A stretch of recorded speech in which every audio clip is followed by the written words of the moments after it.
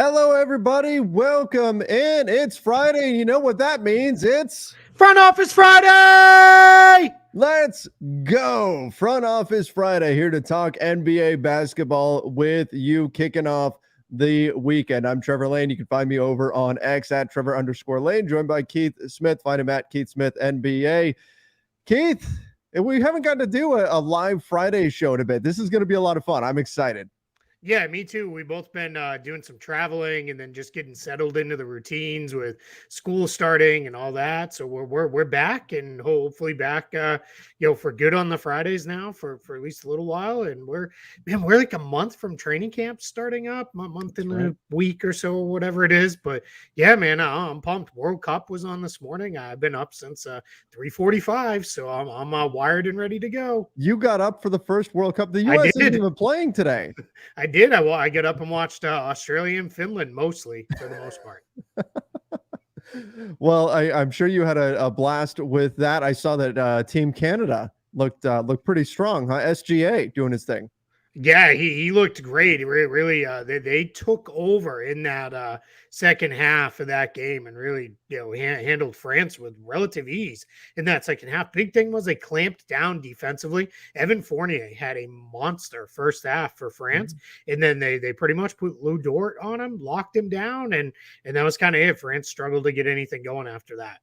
So Evan Fournier had his come trade for me first half, basically, but then Canada was able to lock down after that. Yeah, I saw it was pretty close at halftime, and then Canada was able to take a commanding lead, ended up winning in a blowout.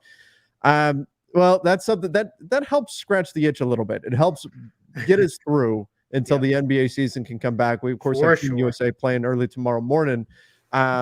So we've got that coming up. And by the way, if you want to watch Team USA with the Lakers Nation crew, I know Sean Davis, Ryan Ward, I'll be traveling, but Sean Davis and Ryan Ward will be over on playback.tv/Lakers Nation. Come hang out and watch Team USA with us. We talk through the whole thing, watch the game, hang out. It's a good time.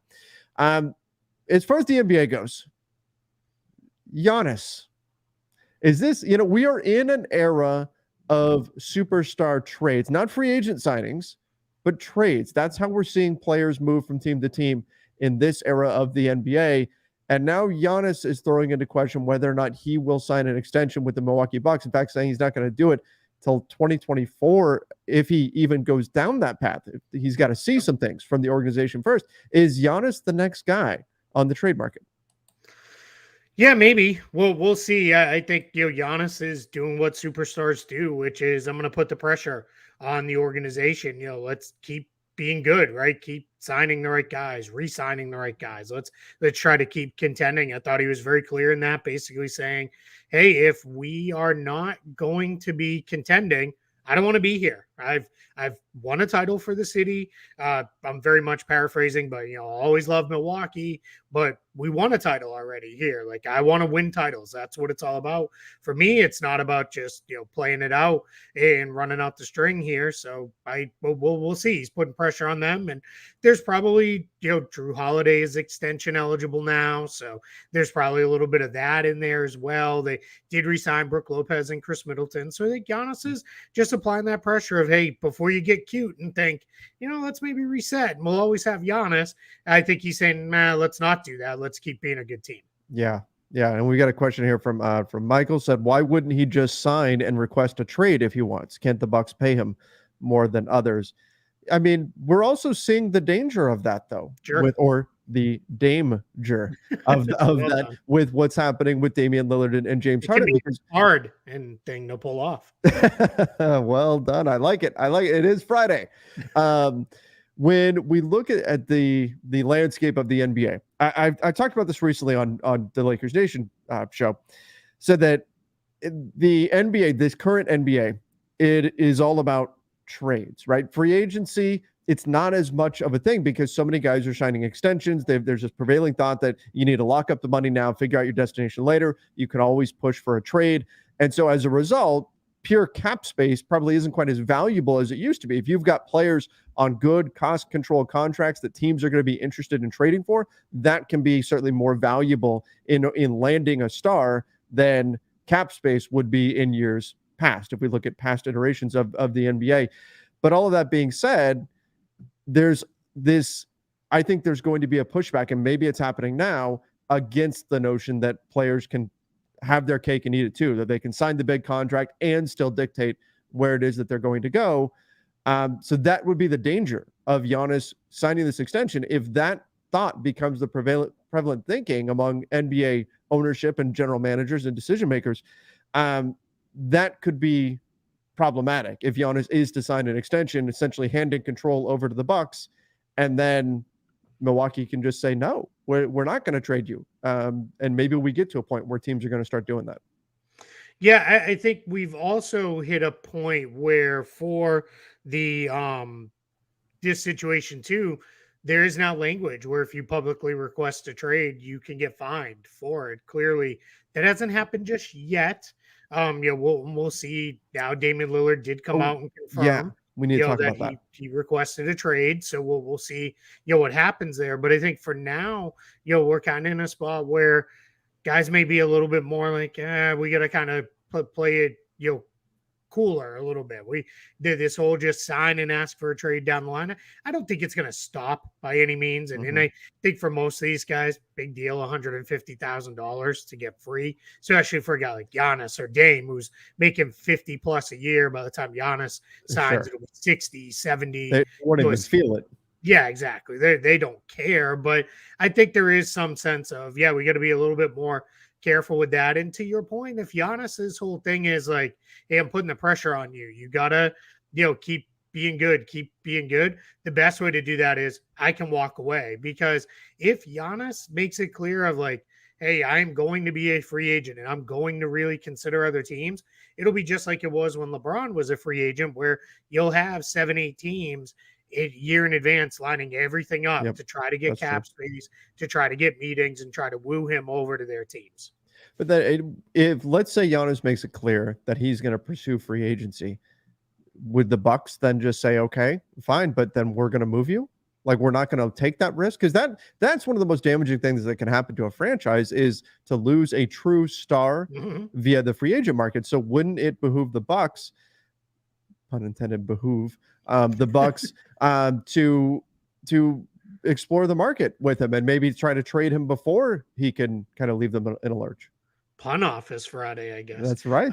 It's and that's the way it used to work, right? Was teams used to, hey, I don't think he's going to be here anymore, we're going to look to trade the guy, or they run the risk of them walking away. Over the last several years, it's turned into, we'll extend the player, and then 2, 3, 4 years in, if need be, we'll trade them if that's the way we want to kind of take things. So we could be kind of going back in a direction where maybe we are seeing it slide back a little bit towards the old way of free agency and those kind of things. And that may become a more reasonable path as the cap continues to climb, these salaries continue to climb, and those sorts of things. We're going to see, and then the other piece is teams like the Bucks, who are sitting right around, they're a second apron team right now. They're deep into the super tax. Are they going to be a team that's going to say, all right, where do we really want to go? How do we want to work this? Where do we want to be, with these kind of things? And that becomes the kind of tricky part there is that a whole other level of consideration that the teams need to think about is, we can't have, 3 guys who make 60 plus million on our books, because it's impossible to build the rest of our roster into a title contender. So that's going to be something that's going to be, fun to watch develop as teams, players, all sides build their strategies for whatever's next in this new world under this CBA.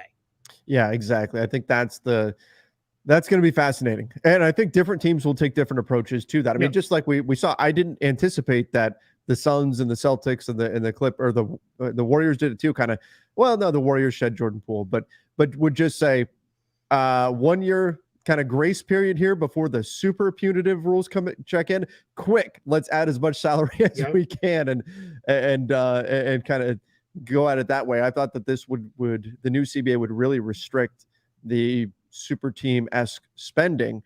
And we saw a few teams that just decided to go for it. But we'll see once those extra punitive measures kick in this next summer, if that puts a stop to those things. And we'll see. what Mhm. happens there. Hey, we So got a question in the chat that says, yeah, "Where would you like to see Giannis yes, go that's what I was to?" just getting to. I I want him to stay in Milwaukee. Like Yeah.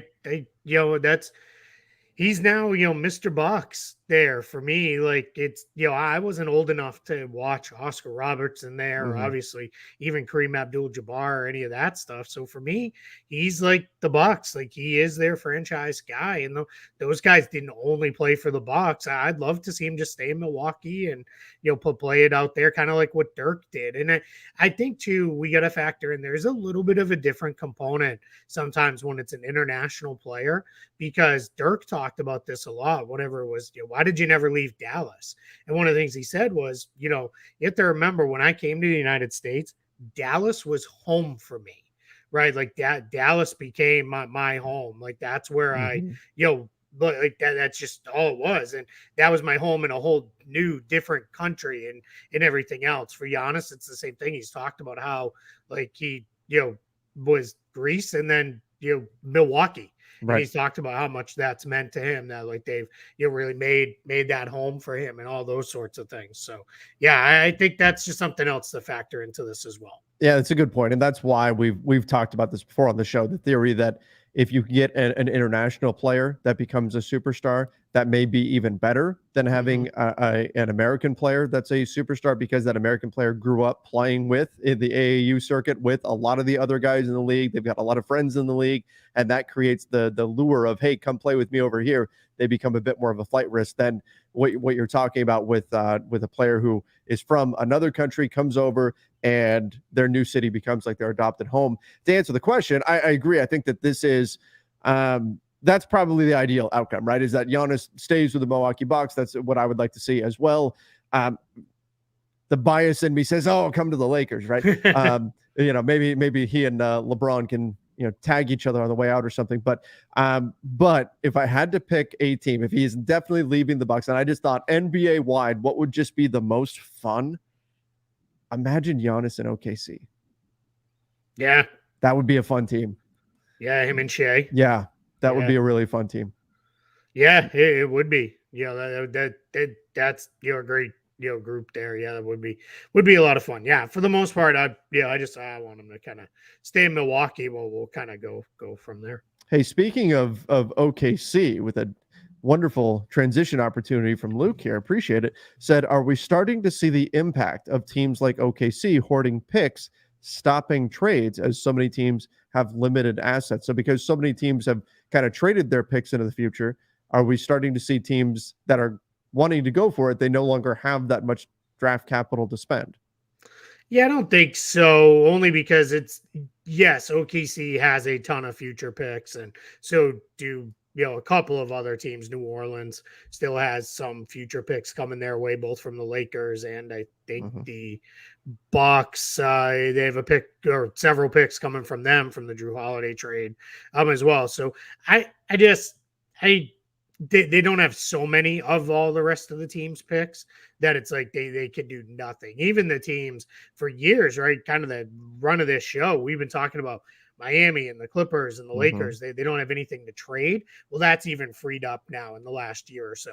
They're kind of out from under the long range obligations. What if anything is making things a little tricky is, and this doesn't fully kick in for another year, but it'll be that frozen pick status of Yeah. can they trade a pick or not? Like that's going to be the hard thing for these teams is can they put together these kind of overwhelming packages like what we saw the Suns do for Kevin Durant, where it's all right, here's every pick we can give you plus every swap we can give you as well, with that. So now that it's funny in the first round, it's that way. In the second round, yeah, it's a super big mess. I mean, there are teams like, Oh, we saw Phoenix working some of the most creative trades we've ever seen just to have a couple of picks in hand, going into to the future with that. So yeah, I think we're okay with teams owning draft picks right now. I don't think that's holding things up. I can't remember if it was this year's draft or if it was last year's, but it was there was one of them where there were a total of 5 second-round picks that were in the hands of their original teams. Yeah, I Like, think it's kind of both. I'd have to pull it up and look it's probably to close be sure, but for yeah, whichever one wasn't. yeah, it definitely is that way, going forward. There's a lot of teams that don't own their first round pick. I'm looking at it. I have my own pick sheet right now, and let's see. All right, Atlanta doesn't, Boston doesn't, Charlotte doesn't, Chicago doesn't, Cleveland doesn't, Dallas doesn't, Denver doesn't, Detroit doesn't, Golden State doesn't, Houston doesn't, Indiana doesn't, Clippers don't, Lakers don't, Memphis doesn't, Miami does if it's 31-50. Okay. Milwaukee doesn't, Minnesota doesn't, New Orleans does, but it could be swapped. New York doesn't, OKC doesn't, Orlando owns their own pick. Philly would, but they forfeited it, so they don't. Phoenix doesn't. Portland doesn't. Sacramento does, but Sacramento got it back from Detroit In another the trade. And then San Antonio has theirs if it's 31-54. Lakers, I'm sorry, they also have the Lakers pick. Toronto doesn't. Utah, Washington. So San Antonio, maybe. Miami, maybe. Sacramento and Orlando. That's it. God, this is like the way I trade picks in fantasy football. Yeah. Man. And just to circle back here on the Pelicans, because I mean, second round picks essentially get passed around like currency. Like you said, the Kings, the pick has come all the way around back to them. Yeah. But the Pelicans, they get the Lakers first round pick in either 2024 or 2025. They get a pick swap from Milwaukee in 2024, which again, that's only valuable if they have a better record than the Bucks do. They get Milwaukee's 2025 first. There's a pick swap with Milwaukee in 2026, and they get Milwaukee's 2027 first round pick as well. Yep. It is protected 1 through 4 in 2025. So they have some picks there too. And Utah too. Utah has Minnesota picks coming in. They have Cleveland picks coming in. They have a Lakers pick probably coming, unless it's top 4. So they're sitting on a bunch of extra picks as well. San Antonio's got a couple extras coming from the Hawks down the line. So we're and Chicago as well. So we're still got some teams that are sitting on some first round picks here coming. But I don't know that it's OKC hoarding. I think it just is kind of a spot where there some teams are a little too asset poor to swing some of these big trades, which is kind of what we're seeing happen with Miami right now. Well, and this begs the question here. OKC needs to trade some picks, can only have 15 players on a team and usually 10 players that matter. Have we hit a point where some teams have been so overly aggressive in getting picks that they might be stuck? Like I'm in fantasy football mode right now because it is draft season, right? But it's like there's a guy in a league that I just drafted with that 2 of his first 3 picks were tight ends. And he thought, I'm cornering the tight end market. Now he's going around trying to trade one of them, thinking that somebody's going to get desperate and give him a ton. And everybody's like, no, we're good. And now he's kind of stuck with 2 tight ends. Is that the situation here with OKC? Some of these teams that really go heavy after picks, doesn't that inherently devalue some of the picks? Because teams look at them and say, well, you can't even keep all these, so we know you have to trade them. And that can be a deterrent, or it can help devalue those picks in trade negotiations because that's leverage other teams can use against them. Yeah, we saw a few drafts ago, Oklahoma City tried to make, a trade, and teams are like, nah, we don't, because we're just going to be in the same boat you're in. I don't need your 5 picks for my 1 pick to be here. Now, ultimately, they did pull off a couple trades in the second round and one in the first round where they moved up. The first round one was where they went up to get Usman Jang, and that ended up being a kind of that those picks moved around a bunch of times because Charlotte got involved, Detroit got involved, the Thunder were involved on the back end of that. So yeah, I think they're in a spot, where it's, they're good, with this. I think, they're in a spot where they can still move guys. Their bigger problem is if they get stuck keeping them, then you run into it. And they're not fully there yet. They're not down into like, man, we're cutting really great players right now. They're still guys that are 11th to 15th men, so not full scale rotation guys necessarily, but they're decent players that are kind of popping loose here. And we'll see. They've still got 3 more waivers they need to make, and we'll see how that comes down, or trades, right? That's always another option too. But yeah, they're not in a super tough spot yet. Their bigger problem is going to be second rounders.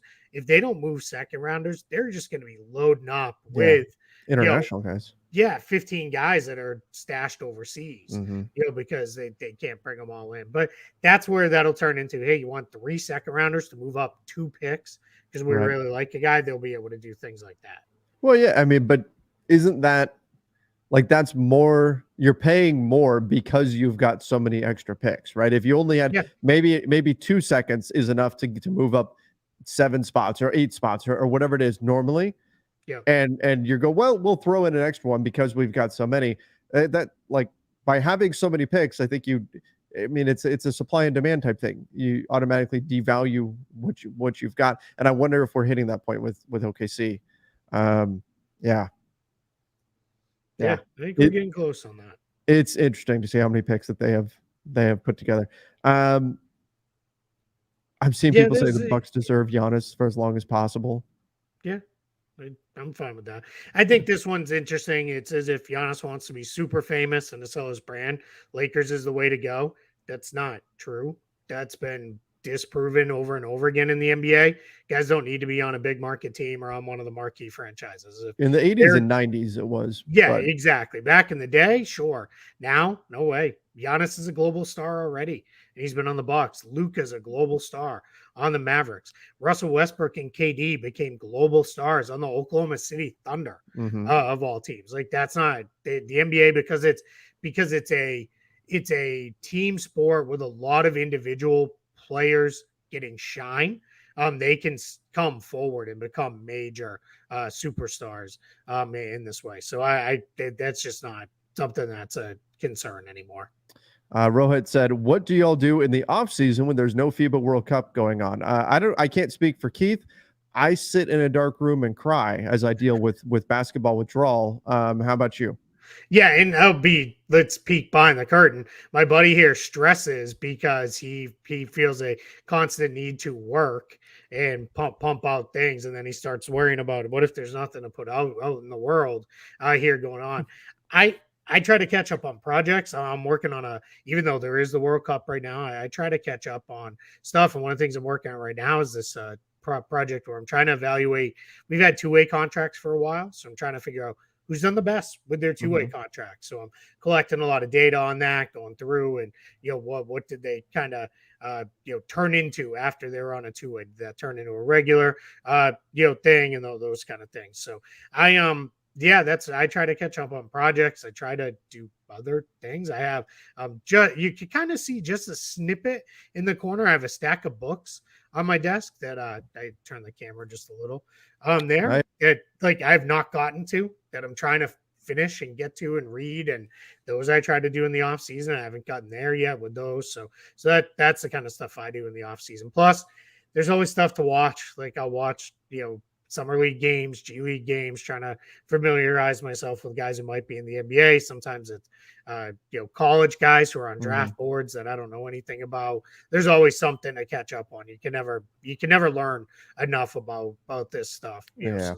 there's really no downtime. There's always something out there, something that's going on. Luke said, "What are the implications for Charlotte if PJ Washington only accepts the qualifying offer? Bridges also on a qualifying offer." Well, it's that both those guys could be on their way out the door next summer, right? Yep. I mean, that's the crux of it.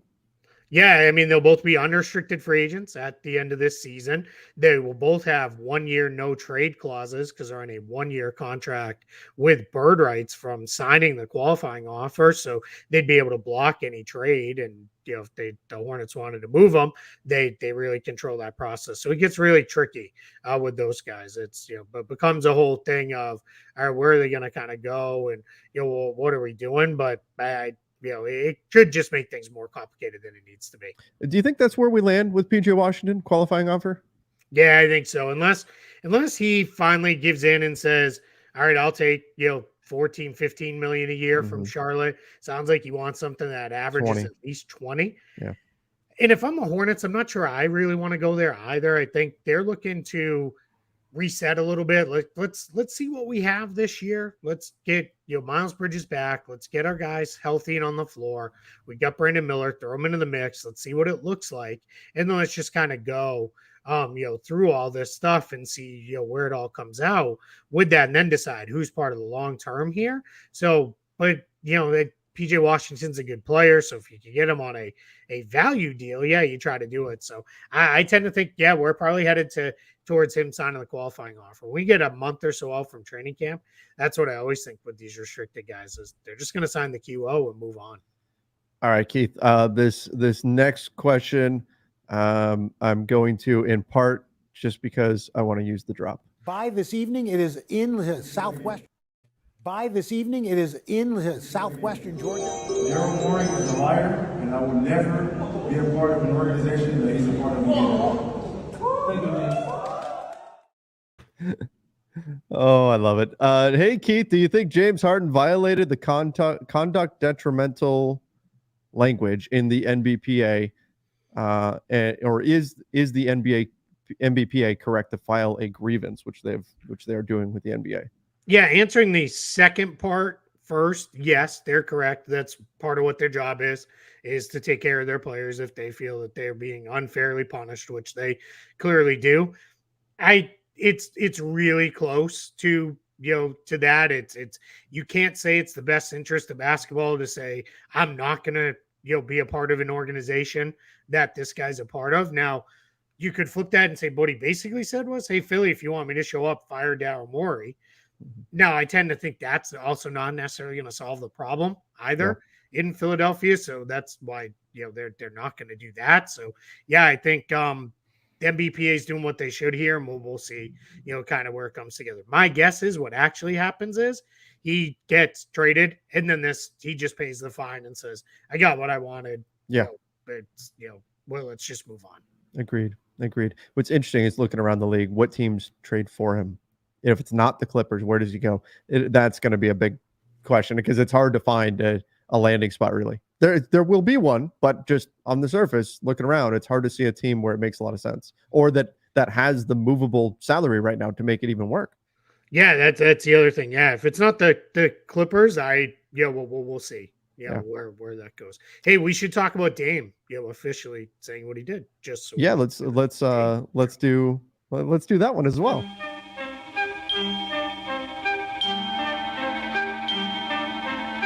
Like sands through the hourglass, so are the days of our lives.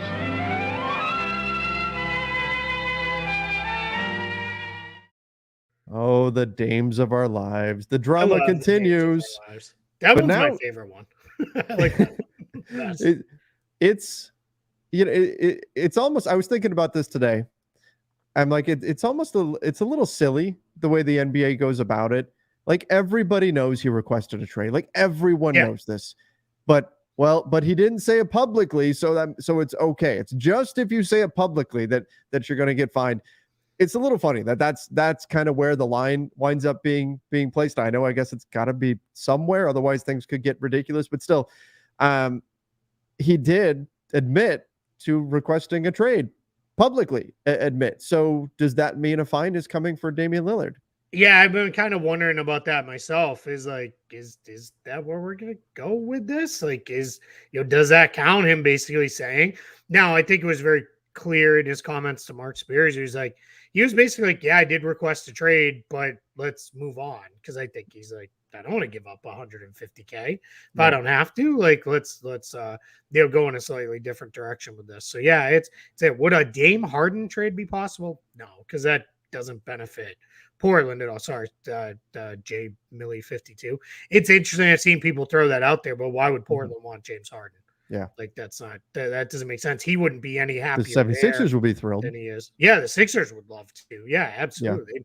Yeah. Call that into the league right now and get it done. Yep. But yeah, no, it just doesn't make sense. And Philly can't give enough assets to make that worth it because they'd have to be paying big time for that one. Now, it could, if this dragged out, another, like 3-4 weeks and we're on the eve of training camp, is there a world where we could see like some kind of 3-team trade where this happens? And, that's kind of how it plays out. Yeah. I mean, the longer Damian Lillard doesn't get traded to the Miami Heat, the greater the chances some other team swoops in. Yep. And the reason I say that is if we go back a year ago, we're like, yeah, when are the Knicks going to finally give up the 1 or 2 extra things they need to get Donovan Mitchell? And then all of a sudden, Donovan Mitchell's on the Cavs, right? Like that kind of came out of nowhere right around this same time of Yep. year, right? If I remember right. So that's where, that could be how this plays out. It could be, some teams just kind of sitting there laying in wait, and they're like, all right, let's go. We're ready now. Let's go get Dame and get this done. Yeah. Yeah. That's that may end up being the path that we go down here, as we, like you said, it happened with Donovan Mitchell. It's happened in the past. And sometimes you get situations where players can kind of be irked by that too. If hey, there's a, I really want to go to this team and this team's trying to trade for me, but that team's, wait, they're putting the brakes on and only willing to give up this much and not what it takes to actually get me. And that can create some, what we saw with the Lakers and Paul George years ago. Let's do one more. It's Let's do one more. From Aaron, I think it is. He asked, how do you obtain sources and get media pass? He asked kind of the same question twice. So the media pass one's a far easier question to answer. Yeah. To get a credential, you have to work for a credible outlet and want to cover games that teams in the league feel there's value in you being there in person to cover those games. So that's where that part of it comes from. So, as far as I know, I don't know of anybody who can just call up a team and say, hey, I want to come to a game. I'm going to cover it and, do this. You got to work for somebody, right? It's one of those things. Like I know I don't even submit my own media credentials. Those come from my editors, from my bosses, places, put those requests in for me. And fortunately, I'm generally lucky enough to get those credentials approved and go to games and work and cover. And then the big thing is too, this is not a complaint by any means, because it's the best job in the world. We are working. It is a job. You're not there, as a fan and all that stuff. No cheering from press row. Yeah, but Trevor and I have both had a million conversations with the younger folks we work with about the first time they go on a credential of, you can't cheer, you can't ask for autographs, you can't be, fanboying, like you're there to work and you're representing the company and all those kind of things. So with that, the sources of part of this, there's no one way to that. It's generally, what I would say is, it's a lot of hard work. It's being available. It's meeting people. It's networking. It's becoming trustworthy and reliable. It's providing some form of help to people in the past. Of, for me, that is generally, hey, you've been really great with me helping, answer salary cap questions or, CBA rules types things, like, hey, I trust you. I'm going to sign this guy and all those things. But just remember, anytime you try to put stuff out there, they're using you for that. Like they're using you to put information that they want out there. They're not doing that. And sometimes they're not always using you in the right way. It can be, hey, this team's really interested in my guy.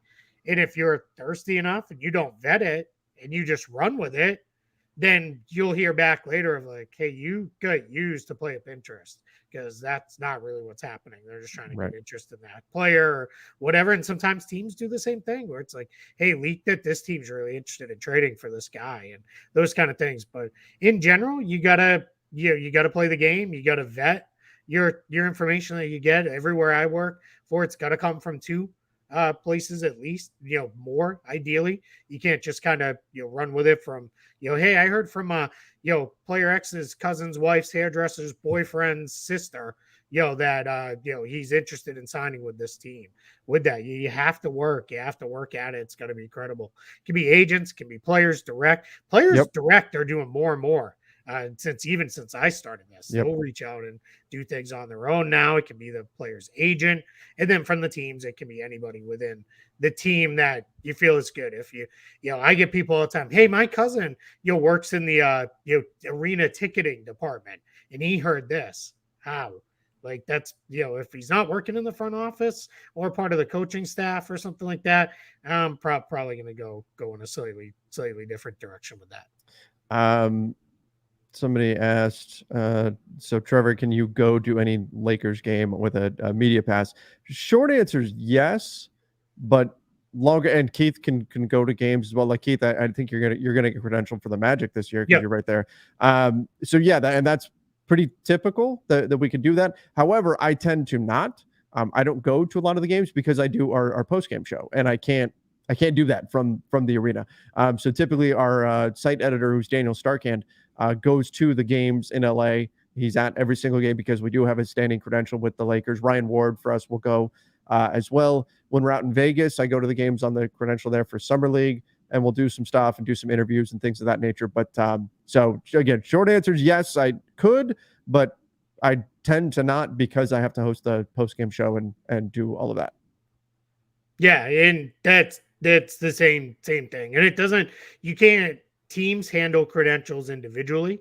So they're like just because I'm credentialed to go to Magic games doesn't mean I can walk into a Celtics game in Boston and be like, hey, I have my credential.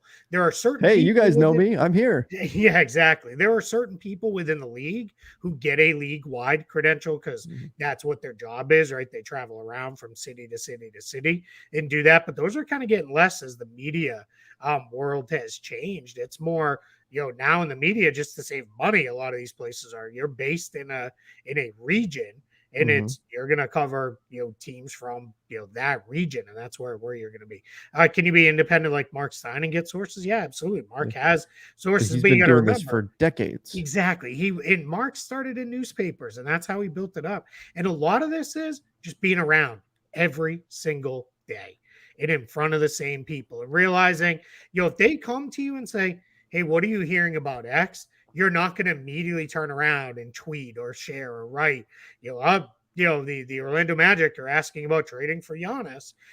Sources say, and then they're like, dude, I was just asking you. What you think about it. Like, I'm not, going there. And they're not asking you if they think about it because they really want to value it's more of what would that do to the cap, or what are you hearing, who else is interested in those kind of things. So you got to be really cautious with that. Does YouTube count as a credible outlet? I mean, nobody that I know is on YouTube. You have to. There's no YouTube credential. Yeah, there's no YouTube credential. You're working for somebody. And YouTube's just the system that's getting your show. Front office, we're part of a company, same parent company as Medium Large, as Lakers Nation with Medium Large, and we're out there, doing our thing under that umbrella. We work there. We don't work for YouTube. So that. Anthony asked, can you guys structure of a front office, different position? It depends on the team. Yeah, it depends on the team. It's generally, we use the catch-all term general manager as that's really the catch-all for head decision maker. But what teams have done is they've introduced things like president, vice president, president of basketball ops, vice president of basketball ops. It used to be, right, when we were kids, everybody was a general manager. Now it's like there's guys above that, and then there's a general manager maybe below them. So it's structured, but it really is different. Some have player personnel, but every group has a top decision maker that's in charge. That's generally the names, Masai Ujiri and Rob Pelinka and Brad Stevens and Danny Ainge, those kind of guys. But under them, they have an assistant. A lot of those guys get known too. And then under that, that's usually after that, it starts to divvy out. And you'll have things like the analytics group. You'll have a group that's involved with college scouting. You'll have a group that's involved with pro personnel scouting. You'll have a group that's involved with pro personnel scouting, but European side of it. You'll have a group that's involved with European scouting but draft eligible players. You'll have a group that's involved in salary cap management. You'll have a whole group that might be related to health and nutrition and those kind of things. And then within that, then there's video groups, and sometimes those video groups, we talked about this with the whole lawsuit that's going on with the Knicks and the Raptors.